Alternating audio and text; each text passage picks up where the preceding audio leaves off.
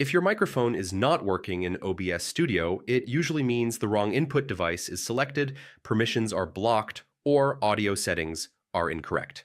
First, check the audio mixer in OBS Studio and make sure your mic is not muted and volume is turned up.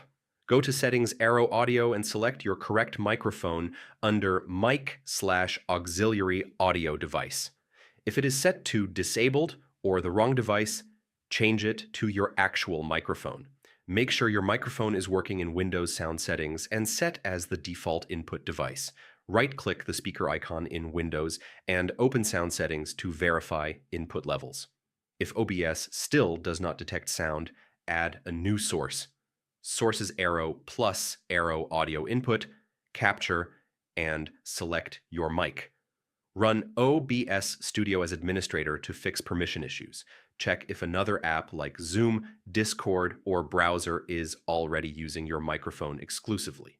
Disable audio enhancements in Windows because they can sometimes block or distort mic input. Update your audio drivers to fix compatibility issues. Restart OBS Studio after making changes. If it still does not work, reset OBS audio settings or reinstall OBS Studio.